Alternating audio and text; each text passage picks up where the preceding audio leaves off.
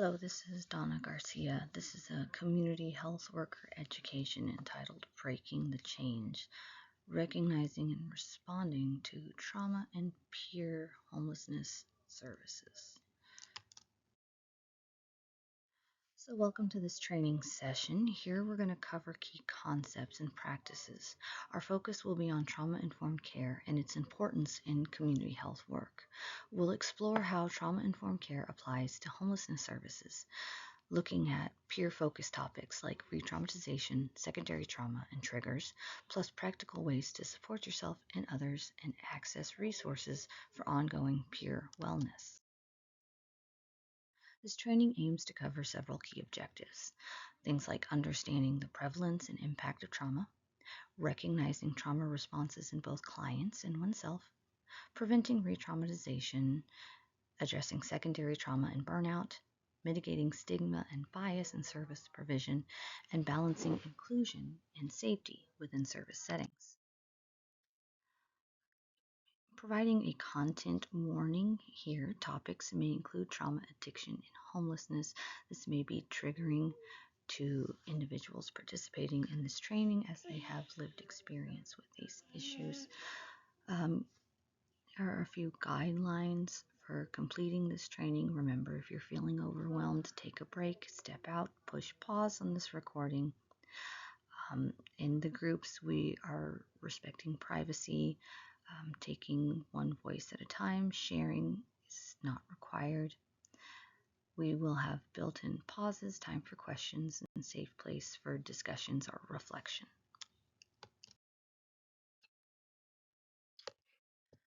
So we're going to discuss what is trauma. Trauma is not just a bad experience. It's a response to overwhelming stress that exceeds a person's ability to cope and feel safe. It creates lasting emotional, physical, and neurological effects, not because someone is weak, but because the nervous system is trying to protect itself. Common causes of trauma include childhood abuse or neglect, domestic or community violence, sexual assault or exploitation, poverty and chronic instability, racial discrimination and systemic oppression, and homelessness or forced displacement. Trauma is defined by a person's experience. It's not about the event. It's how the event is experienced and then internalized. What overwhelms one person may not affect another person in the same way. Types of trauma can be individual trauma with personal experiences of harm like abuse or accidents, community trauma, that's widespread harm affecting groups or whole neighborhoods, things like violence or disasters. There's also generational trauma that's passed across generations, often relating to historical oppression such as colonization, slavery, or war. This matters in practice because trauma is especially common in the marginalized and underserved communities that we'll be serving. Without a trauma-informed lens, behaviors may be misinterpreted and harm may be caused unintentionally. Understanding trauma helps to respond with empathy and design safer, more effective services.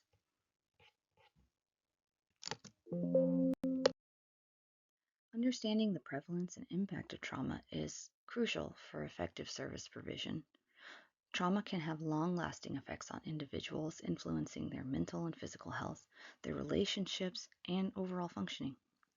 Recognizing these impacts helps in cultivating empathetic and informed care environments. Common mental health effects can include PTSD, anxiety, or depression. Trauma can lead to a constant state of inflammation and immune system dysregulation that can impact things like heart disease or diabetes. It causes relationship strain, not just on intimate relationships, but on every relationship in an individual's lives. This could be parent and child relationships, friendships, your relationship with community and society as a whole. And it's important to consider all of this so that we can design supportive recovery models. This section focuses on how trauma shows up in homelessness care. Trauma is common in this population and often shapes behavior. What may seem like resistance is often a trauma response. Different groups experience trauma in different ways, so our approaches must be flexible and informed.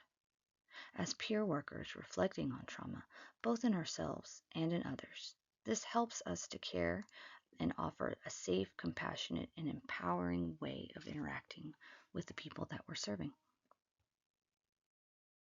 Now we're going to do an activity called the invisible backpack. And this helps us to understand invisible burdens that may be impacting ourselves and clients. So you're going to imagine having a backpack. And this is a backpack that you have to carry around with you at all times. But this backpack is invisible. And I want you to imagine placing inside an example of trauma-related barriers. If you're in a group, you can pass the invisible backpack back and forth, and each participant puts in something like eviction, grief, or violence, things that can weigh a person down. After round one, reflect how each contribution represents an invisible burden and how these burdens affect a person's ability to heal, engage, and move forward. We want to have another round, round two. In this second round, participants will remove or replace items in the bag with things that can help carry some or release their trauma. Things such as housing, connection, recovery, or support.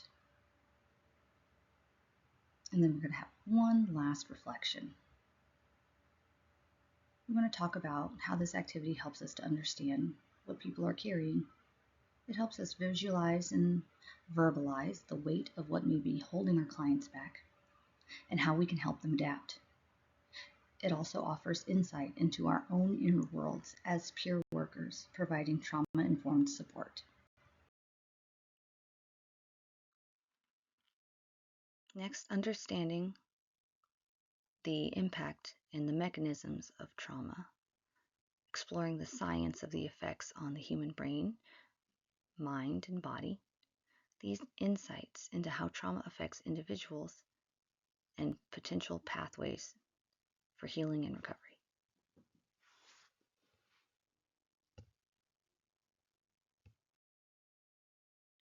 Trauma doesn't just affect emotions, it physically changes how the brain functions. Understanding these changes helps us respond with empathy rather than judgment, especially when working with individuals who have experienced chronic stress or adversity. Trauma impacts brain function. This helps us to understand why people react the way they do. Let's review a few different parts of the brain and how they're impacted by trauma. We'll start with the amygdala.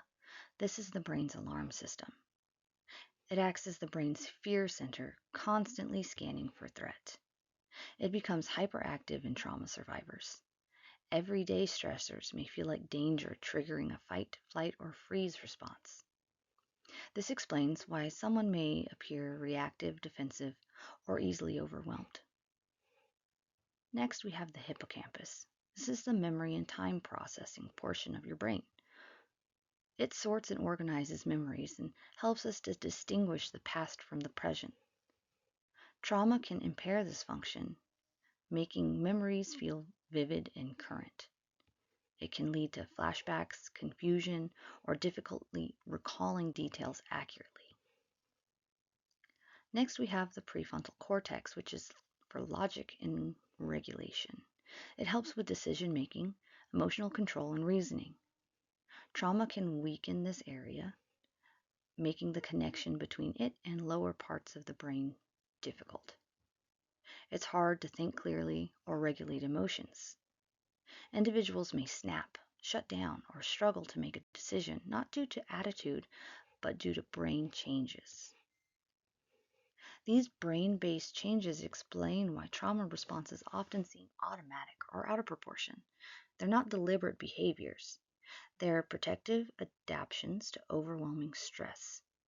For community health workers and volunteers, understanding this can help shift perspectives and teach others to, instead of asking, "What's wrong with this person?" we can begin to ask, "What has this person been through? And how can I support safety and regulation in this moment? Trauma responses go beyond fear. They're survival strategies. Trauma responses are automatic, protective behaviors developed to survive overwhelming or unsafe situations. These responses are not signs of defiance or dysfunction. They're signs of a nervous system in distress, doing its best to stay safe. Recognizing this and these patterns helps us to remove judgment and replace it with empathy during our interactions with others. We're going to talk about 4 trauma responses. The first one is fight, and that's reacting with anger or aggression. It may appear as yelling, irritability, or physical tension. The person may seem resistant to help or confrontational or labeled as difficult, often misunderstood as intentional hostility, when in fact it's a sign of hyperarousal to a perceived threat. Responding to this, stay calm. Avoid escalation. Offer space or grounding techniques. Second response is flight, avoidance, or restlessness. This individual may try to leave suddenly, avoid eye contact, or seem distracted or hyperactive. This response is driven by a need to escape the perceived threat, whether physical or emotional.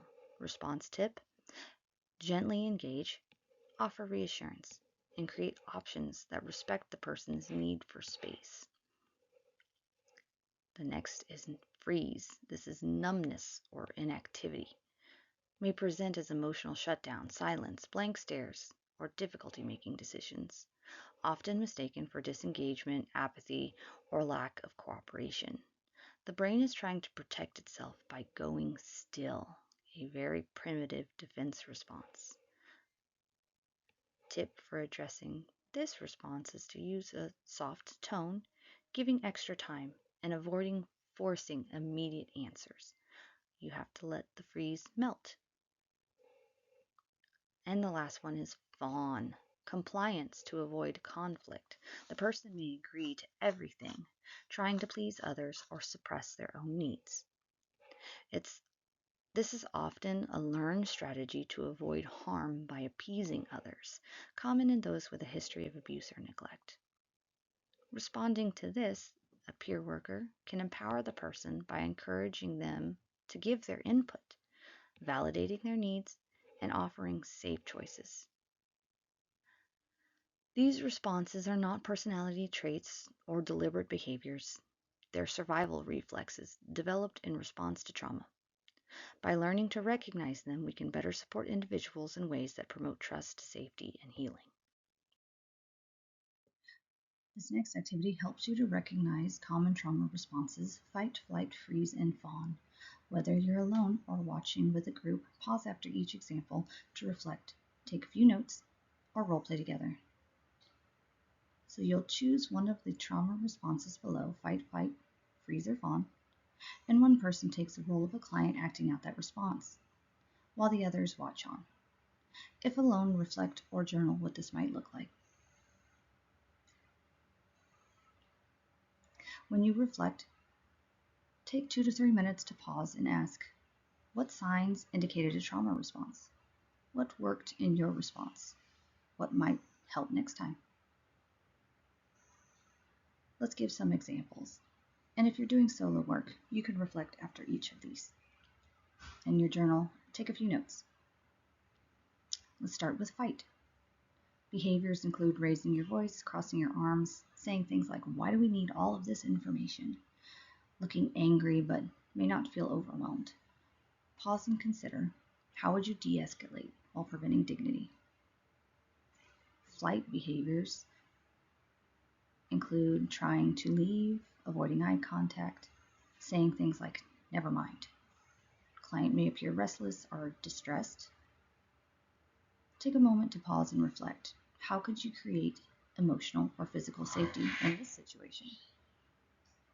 Next is freeze behaviors. A person becomes still, silent, or spaced out.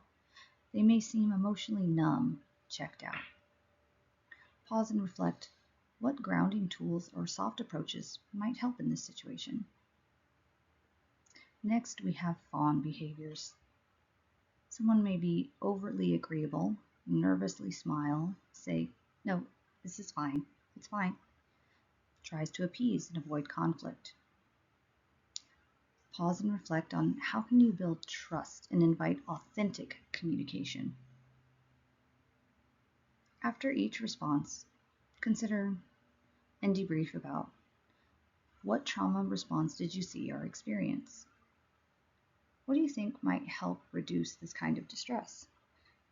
And how do you approach in ways that promote trust and safety? Now feel free to pause the video and resume after you've completed this activity.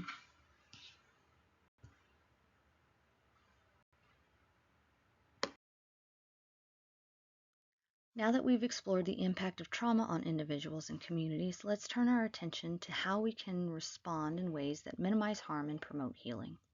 Trauma-informed care, or TIC, is an evidence-based framework that guides us in creating environments where safety, trust, and empowerment are central and emphasize respectful, collaborative approaches that support recovery by recognizing the widespread effects of trauma and actively working to avoid re-traumatization.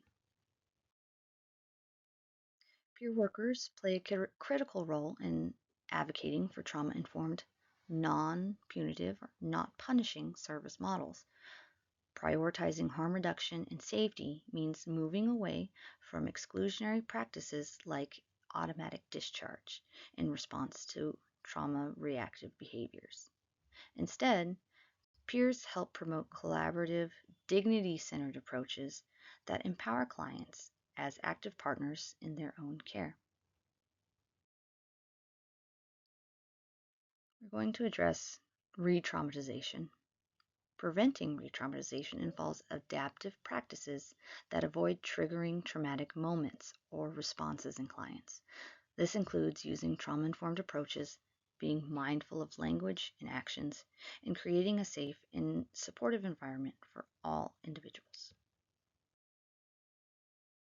Re-traumatization refers to situations where service interactions inadvertently trigger past trauma. Common triggers include rigid program rules, punitive service models, and coercion. Specific examples are including imposing inflexible schedules, using disciplinary language, and ignoring a client's autonomy or their ability to make their own decisions. To prevent re-traumatization and support healing, we must embed the principles of trauma-informed care into every aspect of our work. Re-traumatization occurs when individuals experience interactions or environments that mirror past traumas, whether through harsh language, loss of control, or perceived threats. This is especially harmful for individuals in marginalized and vulnerable communities where trauma is often compounded by systemic oppression, poverty, racism, or housing instability. Trauma-informed care provides a framework to reduce that harm and promote recovery through the 5 core principles. First one, safety. Healing cannot begin without a sense of safety. This is physical safety. We provide that with calm, clutter-free spaces, clear exits, and reducing chaos. Emotional safety comes from predictable routines, respectful communication, and boundary awareness. When individuals feel safe, their nervous system begins to shift from survival mode to healing. Number 2 is trustworthiness and transparency. Trauma survivors often carry deep mistrust due to past harm or institutional betrayal. Build trust through clear language, honesty, and consistency. Always obtain verbal consent and explain what to expect and follow through on commitments. These actions will reduce fear, increase engagement, especially for those marginalized individuals.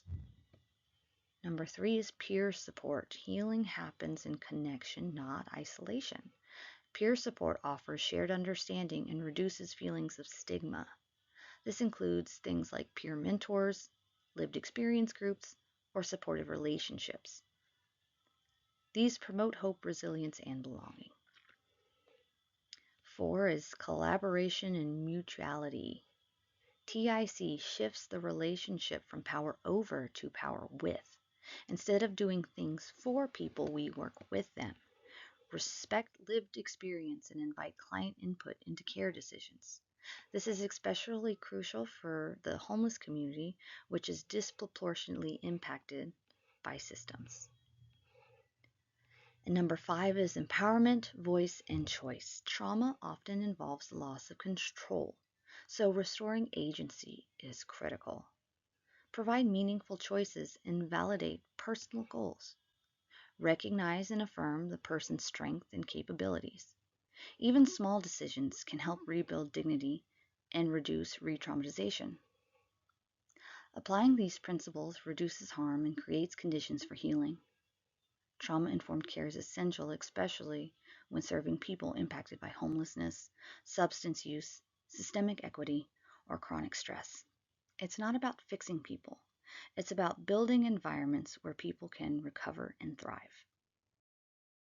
This trauma-informed scenario practice is designed to help you recognize trauma responses in real-world service settings and practice supportive, non-punitive approaches.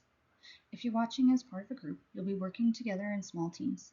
If you're watching solo, you'll be reflecting independently in your journal or taking notes. Activity instructions for groups break into small groups of 2 to 4 people, listening to the service interaction scenario. As a team, you'll identify which trauma response is being activated and how could the traditional service model misinterpret this behavior. Discuss how you could respond with support instead of control, make space for clients' voice and choice, offer verbal consent, and clearly state your role as an advocate. Recognize and regulate your own triggers, and keep communication open while avoiding punishment-based responses. Practice role-playing with the interaction with someone acting as a client and the other as a service provider. Swap roles and reflect. If you're working as an individual, listen to the scenarios and reflect in your journal on the following. What trauma responses might be present? How could traditional systems misunderstand or escalate this situation? How would you respond in a trauma-informed way? Identify a personal bias or trigger that might be brought up for you in this situation. And when could you offer verbal consent? And how would you position yourself as an ally? At the end, have a reflection in groups where a person shares an insight, challenge, or a win, and the group gives about a minute of supportive feedback. If you're working independently, write a short paragraph summarizing your takeaways, and note at least one strategy you plan to use in future interactions. In this slide, I've provided a list of skills to keep in mind during this trauma-reactive behavior activity for peer-to-peer community health workers, and I'll briefly describe some scenarios to help practice them. So number 1, intake frustration. Imagine you're a client who is being onboarded with a very complicated form for services. The person taking the interview is asking you the same questions that you've already answered a million times. Imagine the traditional versus the trauma-informed views. Next scenario. Imagine that you're a client and you're feeling incredibly anxious with the environment that you are receiving services in. It reminds you of, you can't explain why, but it reminds you of times when you were a child and you could not escape the trauma that you were being exposed to. Again, act out this scenario and how the traditional view may be displayed. And in discussion, talk about a trauma-informed approach. Next scenario. Imagine that you're a client and you're having a conversation with your peer-to-peer advocate. And during that conversation, something is mentioned that puts you in a response where you begin to withdraw, become silent, staring and avoiding interaction, becoming incredibly uncomfortable, but not knowing how to handle the situation. Again, act out a traditional response and what interpretation this behavior would make you think versus a trauma-informed care view about emotional shutdown. The next scenario, imagine that you're in a goal-setting meeting as a client and the provider is trying to help set goals and maybe being a little pushy on some things that you're uncomfortable with. But instead of voicing how you feel as a client, you just agree to everything, but ultimately don't end up following through. Imagine reacting as a service provider with a traditional view of this behavior, and then reflect on how that could be different under a trauma-informed care view. The last scenario, imagine that you're a client who is coming to a shelter. And in that shelter, the environment is chaotic, it's harmful, it's dehumanizing. Display behaviors that display this environment. And then, as a service provider, what kind of traditional views would this behavior make you think this person is doing? And then, in your reflection, imagine the trauma-informed view validating those experiences. Now, feel free to pause the video here or go back and listening to each scenario and giving it some time for acting, role-playing, and reflection. Feel free to resume whenever you're ready. The scenarios we just explored show how easily trauma responses can be triggered and how powerful it is when a peer steps in to support someone with compassion and clarity. Now we shift our focus from interaction to the environment. Trauma-informed care doesn't stop at one conversation. It lives in how we design our spaces, build our program, and welcome people back. Stable, safe, and inclusive environments help people rebuild trust connection with others and regain that sense of worth and belonging. Let's explore what that looks like. Peer advocates are the heart of trauma-informed community care. Safe spaces peers create help people feel welcome, not judged. Just being present and consistent builds trust. Community-based supports peers have lived experience. They connect with people in a way that builds real relationships, and that connection helps others to feel seen and supported as they work towards stability. Trauma-informed care shows peers don't just support individuals, they also help improve the system. By speaking up, modeling respect, and encouraging provider accountability, they help shift services towards compassion and dignity. Peer advocacy isn't just about helping, it's about transforming how we care. That's going to conclude the first half of this training on trauma-informed care. Thank you for your thoughtful participation and your time. From the trauma response role-playing to exploring the impact of peer advocacy, we've covered a lot of ground. These conversations are not always easy, but they're necessary.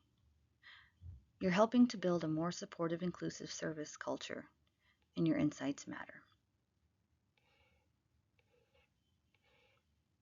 When we come back, we'll be focusing on practical tools and peer-led strategies that strengthen trauma-informed care in the field. Thank you. We'll see you for the second session. Welcome back, everyone. I hope you had time to rest, reset, and reflect. We're going to take a moment just to center ourselves as we go into the second half of this training video. We're going to think about what it's really all about, and that's that trauma-informed care, this essential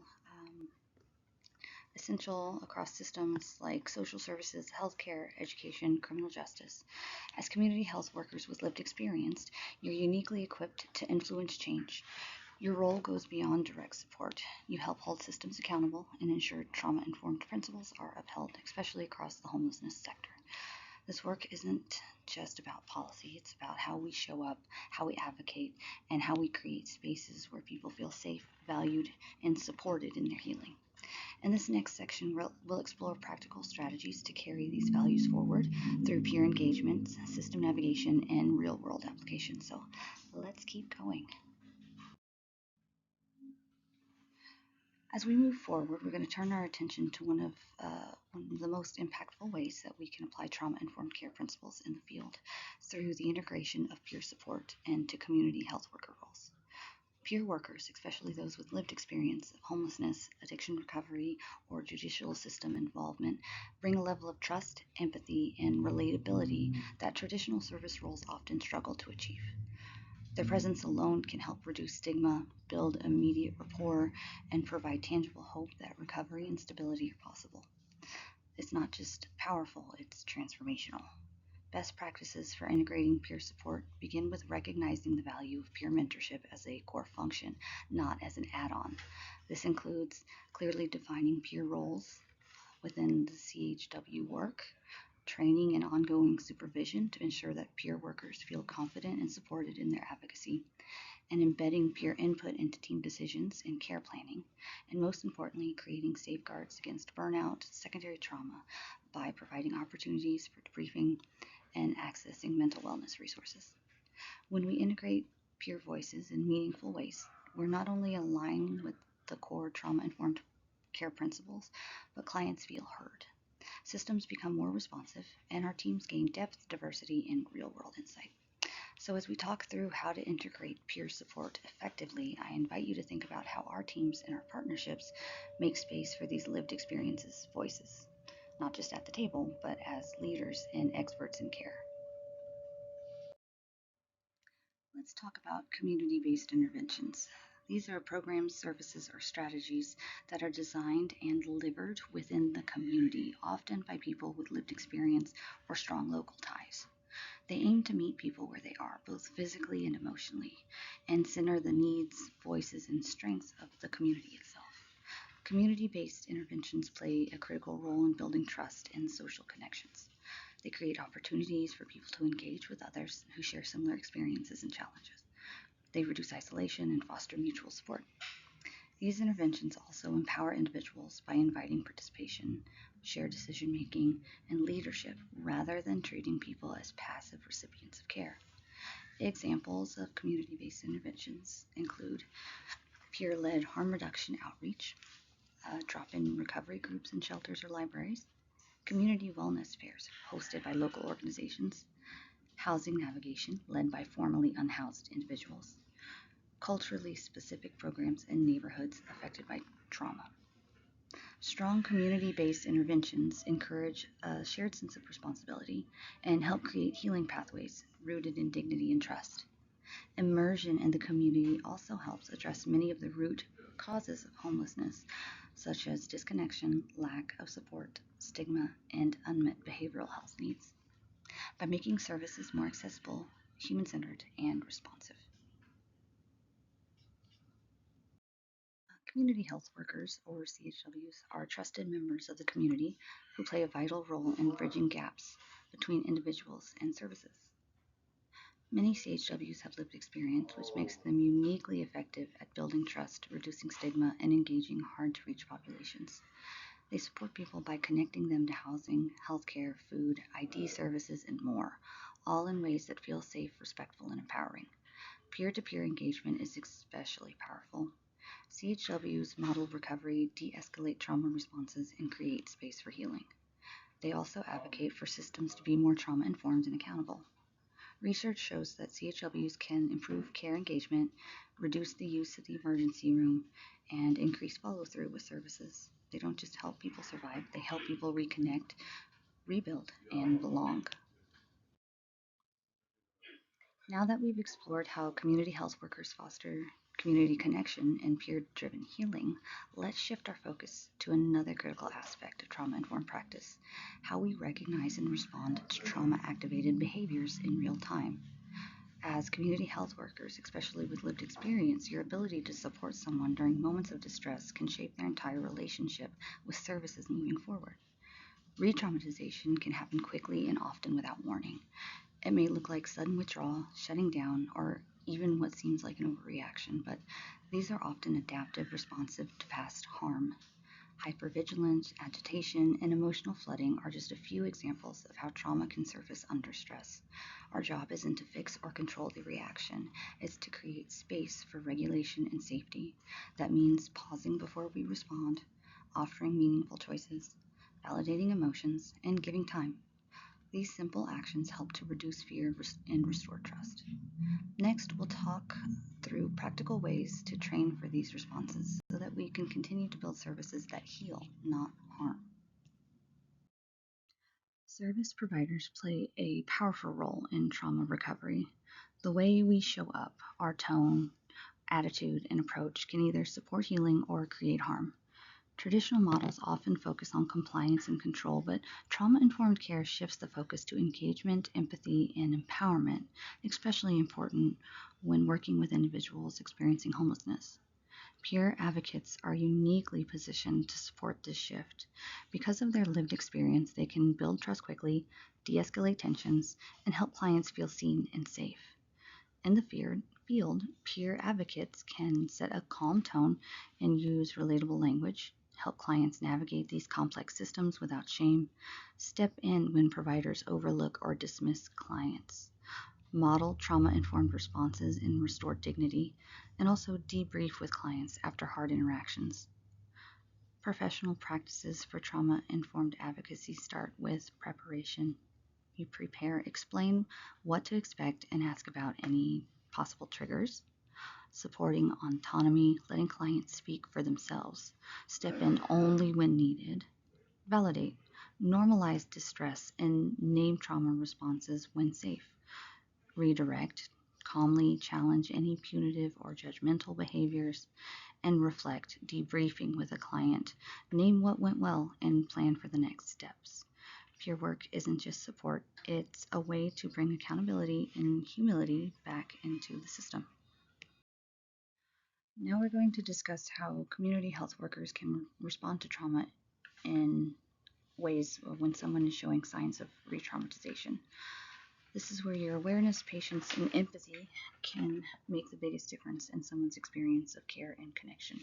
Step 1: recognizing the signs. The first and most important step is recognizing the signs. Re-traumatization is not always loud or obvious. It may show up as sudden withdrawal from conversations or activity, emotional shutdown or going blank, disproportionate emotional responses like intense anger or tears, increased hypervigilance, looking around nervously, flinching or freezing, and physical agitation like pacing, shaking, or fidgeting. As community health workers, our job is to be observant and notice these shifts. Step 2: pause before reacting. Once you recognize that something isn't right, pause. Give yourself a moment to stay calm and centered. Your body language, tone, and energy will shape the outcome. Take a deep breath, stay grounded, avoid correcting or challenging the reaction in the moment. This pause helps prevent escalation and gives you time to think clearly. Step 3: offer choices. Offering choices helps the person feel some control, which can reduce the trauma response. Examples of choices are like, would you like to talk here or outside? Or, do you want to take a break and come back later? Even small choices can help a person feel safe. Step 4: validate emotions. Next, validate what they're feeling. This is the most powerful trauma-informed tools we have. It makes sense that you're feeling overwhelmed. You're not alone in this. We can work through it together. I hear that this is hard, and I'm here to support you. Statements like these validate and show respect, build trust, and they can help in de-escalating stress. And step 5, allow for time and space. Sometimes the best thing you can do is give the person time and space. Let them step away. Offer a quiet space. Say, take all the time you need. I'll be here when you're ready. This helps the nervous system to calm down and allows healing to continue.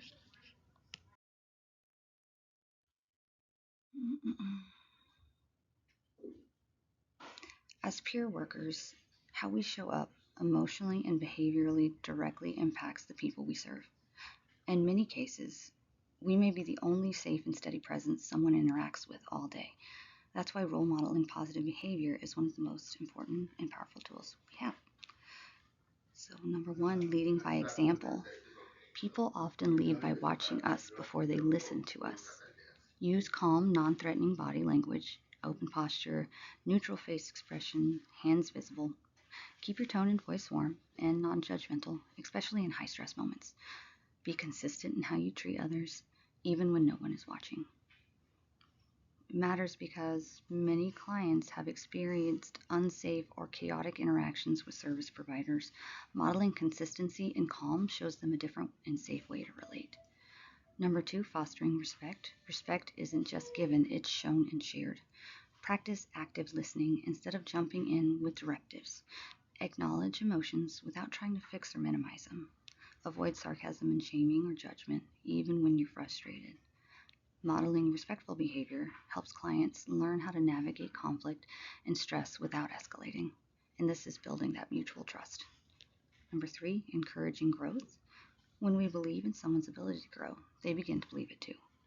Recognizing small wins and encouraging positive efforts, even if the outcome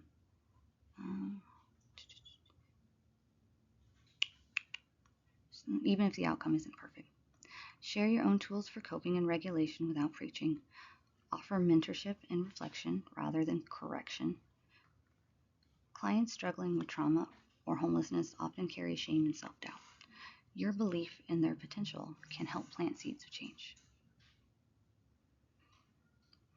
Practical role modeling techniques that pausing before reaction to difficult behavior prevents escalation. Use I statements to express boundaries and redirect behavior. Something like, I want to make sure that we're both safe to keep talking. Can we take a breath together? Be honest about your needs in a regulated way. I need a second to think so I can respond in the right way. I'll be right here with you. You don't have to be perfect, but how you carry yourself matters. Every calm word, patient pause, and non-judgmental response can help someone feel seen, safe, and capable of change. Balancing inclusion and safety is not about choosing one over the other. It's about holding both at the center of our practice. Trauma-informed care asks us to create spaces where people feel physically safe, emotionally supported, and respected in their identity and experience. This means policies and interactions must promote belonging without compromising safety for clients and providers. Unintentional harm is caused when we prioritize control over collaboration. Recognizing this results in growth. This balance becomes especially important when managing distress or behavioral escalation in the field. Peer advocates and community health workers are often the first responders to trauma-activated behavior. Their role in maintaining safety is rooted not in punishment or removal, but in understanding, de-escalating, and repairing. So the following key points.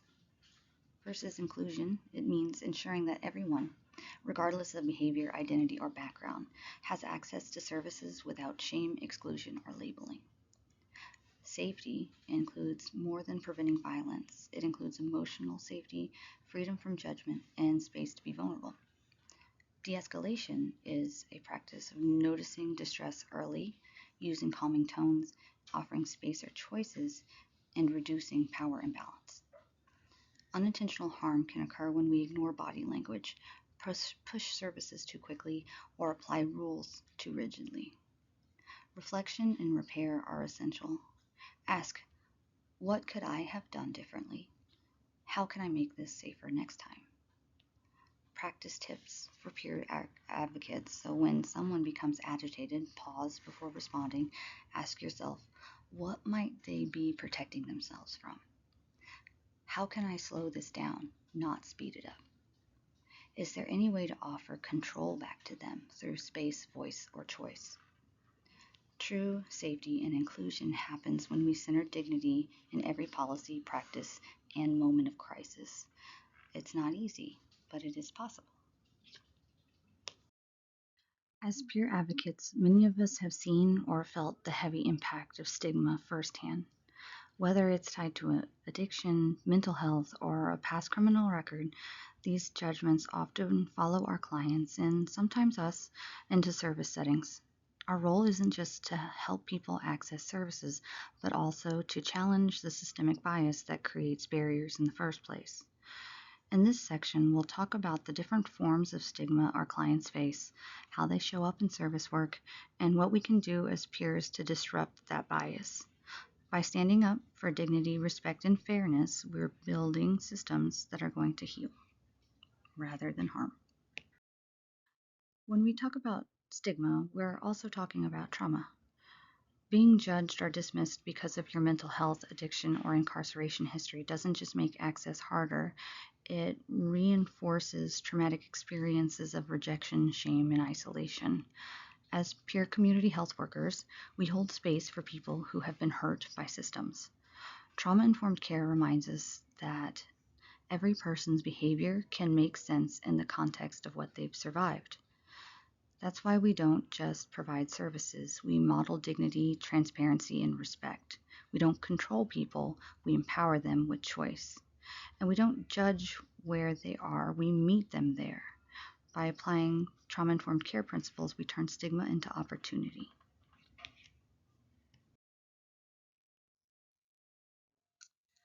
Before we continue with how we support others, it's important that we take a moment to reflect inward. As peer workers and service providers, we often carry the emotional weight of the people that we serve. This is why this next section focuses on recognizing trauma responses and bias in ourselves. We'll explore signs of secondary trauma, including vicarious trauma, compassion fatigue, and burnout, all of which are common and valid experiences in this line of work. When left unaddressed, they can impact how we engage with clients, colleagues, and even ourselves. We'll also discuss practical ways to stay grounded, tools for self-assessment, grounding techniques to regulate in the moment, and the importance of peer support and building realistic self-care routines. By taking care of ourselves, we become more efficient, compassionate, and sustainable advocates for the community. So let's take a closer look. As peer advocates, we come into this work with lived experience, and that's our strength. But lived experience can also bring deep pain, frustration, and bias, especially if we've been mistreated by systems or services ourselves. Trauma-informed care reminds us that bias isn't about ignorance. It's often a response to past harm. For us as peer workers, that might mean holding distrust towards providers, institutions, or even certain groups we've seen causing harm. Our job is not to erase those experiences, but to acknowledge them and actively reflect on how they influence our actions. When we stay aware, we can break cycles of reactivity and stigma, even in ourselves. By doing that, we're creating these spaces that healing can happen for clients and for ourselves. Mitigating stigma and bias in peer work, there are a few things to take with you. So one is challenging personal bias. Noticing how past experiences shape your reactions, practicing reflection before judgment, and being open to learning and unlearning. Peer perspective awareness bias can stem from trauma, health struggles, or injustice. Lived experience is powerful, but it's not neutral. Validate your feelings without projecting them onto others. And lastly, you can foster inclusion, valuing every person's story, even if it's different from yours. Show respect through listening, not labeling, and choosing compassion over assumption. Now we're going to take a few minutes to reflect on how bias can both help and harm the work we do. We're going to spend about 10 or 15 minutes on a journaling activity that identifies possible sources of bias. So we will create an entry right in your journal about times where you were personally harmed during service provision or the time when you were receiving services. Think about, when are these situations a good time to be communicated, who you would talk to them about, and then also when is not a good time to bring this up. How do we know when our feelings are for our clients and when they're for us? Write a few thoughts about identifying potential engagements with clients that may reflect these situations where you've been harmed in the past. Making a list of 3 to 5 situations that are most likely to cause a retriggering event for you. Create a personal intervention to address this, using examples like walking away, excusing yourself for the situation, breathing or grounding and centering techniques, or practicing these situations and role playing with trusted peer prior to going into independent fieldwork. The last part of this journal entry, write a situation or develop a personal exit strategy or way to reconciliate when you're unable to control your personal trauma responses. So feel free to pause the video, take a few moments, and complete this journal activity, restarting when you're ready. Let's take a moment to talk about something important, and that's how trauma shows up in us, not just our clients. As peer workers, especially with lived experience or current experience of homelessness, we often give so much of ourselves to support others. That makes us even more vulnerable to vicarious trauma, compassion fatigue, and burnout. You may notice your nervous system's activated, where you're feeling constantly on edge, reactive, or emotionally flooded after hearing other stories. This is a fight or flight response. It's your brain and your body trying to protect you. You can have somatic or physical symptoms, things like headaches, stomach issues, trouble sleeping, changes in appetite. These can be signs of chronic stress or burnout. It's not just being tired, it's your body waving a red flag. There can be mental or emotional signs, feeling numb, agitated, overstimulated. You find it hard to care like you used to. This is compassion fatigue. It's a deep exhaustion from giving empathy without replenishing yourself. These responses are not weakness. They're normal reactions to ongoing emotional strain. And they're even more likely if you're navigating your own housing challenges, financial stress, or recovery while doing this work. This is why learning to recognize your own signs of distress are a key skill in this role. So, what can you do? Name it. When you feel off, slow down and ask, is this stress? Am I taking on too much? Next, ground yourself. Take breaths. Use grounding tools like breathing, movement, music, or talking to someone you trust. Set boundaries. It's okay to say I need space or I can't take that on right now. Use your peer supports, leaning on each other. Talk with someone who understands what it's like, what you're going through, and check in with a supervisor or mentor if you need backup or feel overwhelmed. You matter. Your ability to show up for others depends on how well you take care of yourself. The more we recognize trauma in ourselves, the more we can model healing, resilience for the people that we're serving. So, what is emotional hijacking? Trauma triggers can lead to emotional hijacking, a state where the brain reacts to a current situation as if a past threat was happening again. This is an automatic survival-based response, not a conscious choice. The amygdala, the brain's fear center, becomes overreactive, while the logical brain, the prefrontal cortex, goes offline.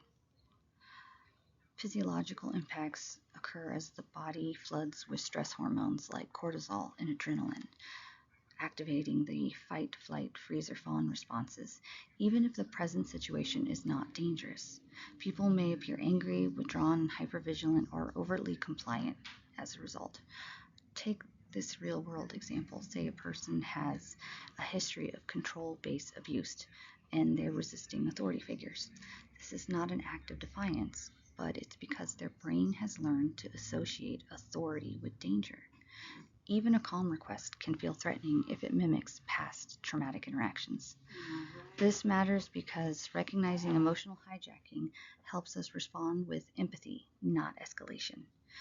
Instead of taking reactions personally, we pause to ask, what might be triggering this behavior? So, trauma-informed response strategies include offering stability through calm tones and predictable interactions, provide choices to help the person regain a sense of control, reassure safety using grounding statements like "you're safe here" or "we'll take this one step at a time." Avoid power struggles. Prioritize connection over correction. What do I do if I feel triggered? So, recognizing and responding to the emotional activation as a volunteer worker. Recognize the signs of hijacking in yourself, your personal signs of emotional hijacking. Do you get suddenly irritable or frustrated, defensive in response to someone's behavior? Racing thoughts, shallow breathing, or physical tension, something like a clenched jaw, tightness in your chest. You have the urge to argue, shut down, walk away abruptly, or enforce control. Feeling emotionally overwhelmed or reactive to a person's tone, attitude, or story. These are signs that your brain's fight, flight, freeze, or fawn response may be activated. Steps to take in the moment. Pause, take a deep breath before responding. Silence is always okay. Ground yourself. Feel your feet on the floor. Unclench your hands and regulate your breathing. Acknowledge you're emotionally silently. I feel activated right now, and that's okay. Step away briefly if needed. Let a team member know if you need a few minutes, and return with intention, re-engaging only when you feel calm and able to center on the other person's need. Protect your own emotional health by practicing daily self-awareness. Check in with your mood before and after shifts. Debrief with a supervisor or peer when something hits close to home. Use self-care strategies between and after shifts, breathing, rest, movement, journaling, and seek professional help if you notice ongoing stress, avoidance, or emotional numbness. Being trauma-informed isn't just about how we treat others, it's also about how we regulate ourselves. Staying grounded helps us to serve from a place of safety and not reaction. As we close this training, I want to bring us back to what makes peer support so powerful and so necessary in this work. Lived experience is not just a background detail, it's the foundation of trust, empathy, and connection. Peer workers help foster a deep sense of community for those experiencing homelessness, letting people know that they're not alone. That sense of connection can be the first step in someone's healing. Beyond connection, peer support provides emotional safety, someone who truly gets it without judgment. In systems that often feel cold and transactional, peer workers offer something different, compassion that's real, earned, and grounded in shared struggle. And the impact is practical too. Peer workers help people navigate complex systems, access resources, and stay engaged when it feels easier to give up. That hands-on support, delivered with care, often makes the difference between someone falling through the cracks or staying connected with help. By centering lived experience and practicing mutuality, peer models don't just support clients, they transform services. They embody the trauma-informed principles we've explored here today: safety, trustworthiness, empowerment, and collaboration. So as we move forward, let's keep asking, how are we honoring the wisdom of our lived experience? How are we empowering peers, not just to participate, but to lead? Because when we truly value the voices of those who've walked the hardest paths, we build a system where healing is not only possible, it's shared.